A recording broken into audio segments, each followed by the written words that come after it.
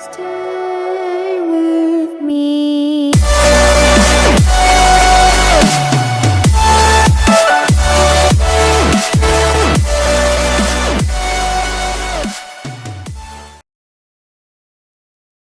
Que é o professor Walter Júnior e o professor Guilherme Carvalho. Sejam bem-vindos. Boa tarde a todos, uma satisfação falar com vocês, mais uma vez aqui no canal de vocês. Estou à disposição para conversarmos sobre qualquer assunto, principalmente na área de economia e política. Como eu disse, é um grande prazer estar aqui novamente. Meus amigos, é sempre um grande prazer voltar aqui. Esta semana, Caco, já é a terceira live que a gente faz, não é isso? E ficou combinado apenas uma por semana, mas tantos assuntos que a gente voltou. Mas realmente o assunto de hoje, pessoal, é de grande importância para todo o país. E quem diz que não gosta de política, realmente ele está enganado quando não vê que a política faz parte da vida dos cidadãos desse país. E esse orçamento, ou esse arremedo de orçamento que o Congresso Nacional aprovou e o presidente sancionou, é dele que o professor Guilherme Carvalho vai falar sobre ele hoje. Vou ficar aqui só mais escutando, porque a minha área não é a parte da política, eu sou mais um admirador da política, não só da política em si, do ato, mas eu me interesso muito mais pela personagem, ou pelo personagem do ato, no caso, o próprio político. Então é um grande prazer, meus amigos, e Deus queira que dê tudo certo para o nosso país. Deixa eu trazer meu negão predileto aqui, peraí, o Birajara Barbosa. Olha a simpatia. Você como sempre fazendo bullying com a minha insignificante pessoa. Mas vamos lá, para cima deles. Boa tarde, Caco. Boa tarde, professor Walter. Boa tarde, professor Guilherme Carvalho, grande mestre dos mestres. É sempre um privilégio estar ao lado de vocês e principalmente aprendendo com vocês. A arte de aprender, né, mestres, esses dois mestres aí da cultura, ela não tem preço, ela tem valor. E eu, como bom aprendiz, estou aqui à disposição de vocês e eu quero escutá-los falarem. É sempre um privilégio estar com vocês. Para cima deles, vidas idosas importam. Papo de aposentado veio para ficar. Aceita porque dói menos. Vamos lá, para cima deles, Caco. Vou dar a palavra para o professor Carvalho para explicar um pouco sobre esse famigerado orçamento que foi aprovado aí e sancionado pelo presidente. Palavra do senhor, professor. Fique à vontade. Vamos lá, Caco. Vamos trabalhar e vamos conversar sobre isso para apresentar um esclarecimento, principalmente do ponto de vista político. Jurídico não é muito o conceito, mas a gente pode falar mais do ponto de vista político e um pouco da abordagem econômica relacionada ao que a gente trata como orçamento. Vamos começar a falar do básico, né? O orçamento de um Estado, né, no caso a gente está falando do orçamento da União, do ente federativo do nosso país, é, sem dúvida, um dos elementos mais importantes. Quando a gente trata de economia, a gente está falando de economia, de administração e economia, a gente está tratando de um assunto em que a gente vai tentar prever quanto a gente vai gastar em relação às nossas obrigações e os nossos desejos, com relação ao que a gente chama de atividade administrativa do setor público. Muito bem. A primeira coisa que tem que ser dita é o contexto que a gente está passando. Nós estamos passando um contexto de crise econômica, principalmente capitaneada pela pandemia, como todos nós já sabemos, que fez com que o Estado brasileiro, não só o Estado federativo, mas os municípios e estados, arrecadassem menos impostos. E por que ele arrecada menos impostos? É muito simples falar. Porque a atividade econômica foi reduzida. Menor circulação, menos empregos, menos dinheiro circulante, automaticamente menos impostos sendo pagos. E isso afeta diretamente o caixa dos estados, no caso aí da União, que fica mais pobre. Associado a isso, há evidentemente a necessidade da aplicação de um orçamento que é feito em conjunto entre o setor legislativo, a Câmara dos Deputados e o Senado Federal, e o próprio Executivo, através do Ministério da Economia e sancionado pelo Presidente da República. Então, esse contexto de crise que a gente está conversando aqui, ele conduziu já a um grande problema. Você está num momento de menos recepção de capital.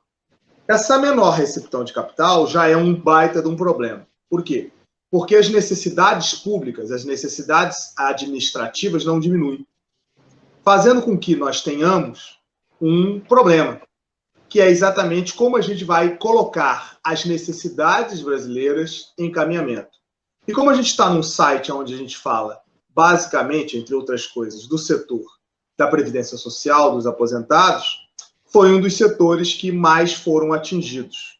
Ou melhor, atingidos de uma forma em que não possibilita a colocação de uma série de direitos que os aposentados estão acostumados a ter frequentemente.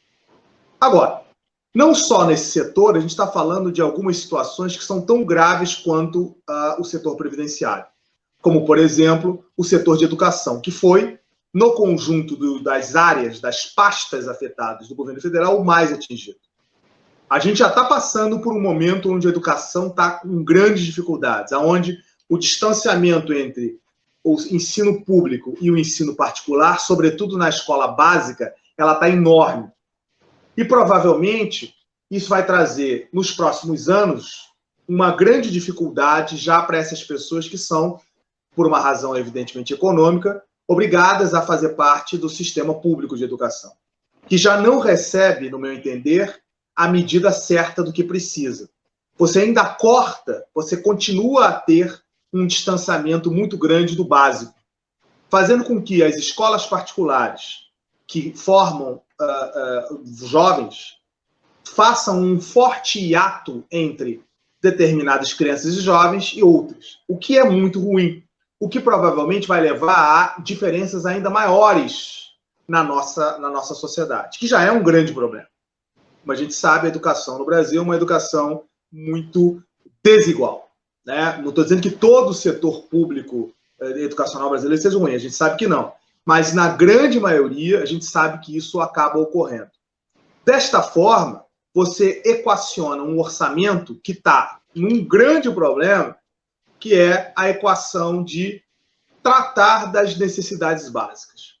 Outro grande problema que está acontecendo, e que aí tem a ver com planejamento, como eu falei na nossa última live, é, por exemplo, o cancelamento do censo demográfico brasileiro, que deveria ser realizado esse ano. E não vai ser realizado, e nem no ano que vem, porque, na verdade, um censo ele precisa de um planejamento no ano anterior para ser realizado, ou seja, provavelmente isso vai ser realizado em 2023. O que coloca aí, novamente, e os resultados só saem em 2024. De novo, isso é um problema, porque para o gerenciamento da sociedade, a gente precisa de dados, de informações. E quando você não tem esses dados atualizados, e o censo é o que faz isso, você vai ter maior dificuldade em fazer esse planejamento. Ou seja, alguns setores da sociedade brasileira estão muito fortemente afetados por esse orçamento que, no meu entender, foi muito mal executado. E por que ele foi politicamente mal executado, meus caros?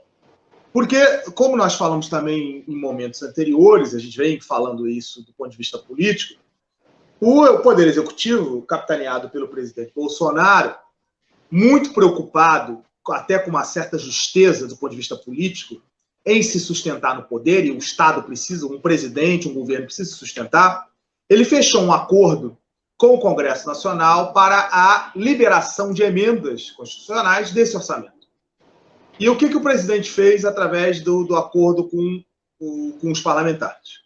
Foi lá e jogou parte desse orçamento, que seria divulgado para o censo, para a educação, para o setor previdenciário, colocou parte desse orçamento em favor, no nome de parlamentares. Porque os parlamentares são, na prática, os sustentadores do governo. E são mesmo. Na verdade, não há possibilidade de você fazer a conjunção do Estado sem a relação entre o Legislativo e o Executivo. Desta forma, essas emendas que foram até cortadas, elas eram muito maiores, mas a situação ficou complicada. Elas tiraram, na prática, grande parte desse orçamento, desse capital que iria para esses setores básicos, educação, censo, setor previdenciário, levando, obviamente, a uma dificuldade para a aplicabilidade desse orçamento. Ou seja, ele se tornou um orçamento ineficiente e difícil a aplicação. Por quê? Você vai chegar num determinado ponto onde você vai ter determinados setores do sistema, como por exemplo, o sistema educacional, ele vai ter rupturas de não poderá funcionar em determinados momentos. Porque quando falta dinheiro, para o processo. E é isso que está ocorrendo nisso. Então, mas era necessário, esse orçamento já estava muito atrasado. Ele foi aprovado quase em maio do ano vigente desse orçamento. Isso mostra a dificuldade dessa aplicabilidade. Vocês terem uma ideia, senhores e senhoras, o que já é para começar a ser feito agora, que é o planejamento do orçamento de 2022, nós estamos ainda discutindo o orçamento deste ano. Em abril, final de abril, quarto mês, já entrando no quinto mês do ano, nós estamos começando a discutir a aplicabilidade desse movimento. Isso mostra, no meu entender, primeiro, sim, uma dificuldade financeira. Isso não há a menor dúvida. Nós estamos com o cinto apertado do ponto de vista econômico. Mas, por outro lado, uma dificuldade de gerenciamento, tanto do gerenciamento dessa empresa chamada Estado, como também um problema de acordos políticos. Os acordos políticos demoraram muito para sair, e os acordos políticos sempre acontecem. Não é incomum ocorrer esse movimento. No entanto, o que está acontecendo? Está acontecendo a necessidade de que esses acordos políticos colocaram o capital desse orçamento reduzido em setores fundamentais, fazendo com que nós tenhamos, melhor dizendo, uma grande dificuldade da sua aplicabilidade, levando, inclusive, à possibilidade da paralisação de determinados setores por falta de dinheiro. Porque quando o Estado não tem dinheiro, ele não consegue pagar os seus fornecedores, ele para. Ele para. E isso é o que poderá ocorrer caso não haja um afinamento do processo desse orçamento, que, no meu entender, foi um dos piores da história, pelo menos eu acompanho isso já há algum tempo, ano a ano, já estou acompanhando a política regularmente há mais de 30 anos, e olha que a gente já passou em momentos muito difíceis, né? Eu acompanho a política desde o governo Collor, né? Tem mais cerca de 30 anos, regularmente. E esse, sem dúvida, é um orçamento mais complicado, se assemelhando, inclusive, ao problema que aconteceu em 2015 para 2016, sobretudo em 2015, durante o orçamento da ex-presidente Dilma Rousseff, que levou ela ao impedimento. E isso também tem que ser levado em consideração. Bolsonaro respeita o acordo feito com os parlamentares justamente para evitar processos de impeachment, de impedimento. O que contribui e leva a esse entendimento do que está acontecendo. Mas, por outro lado, eu quero falar também, e isso é muito importante, a incapacidade, eu vou usar a expressão mais forte, a incompetência do governo federal e principalmente de grande parte dos nossos parlamentares em conseguir fazer algo tão importante para o gerenciamento administrativo brasileiro, que é a colocação de um orçamento mais equilibrado. Stay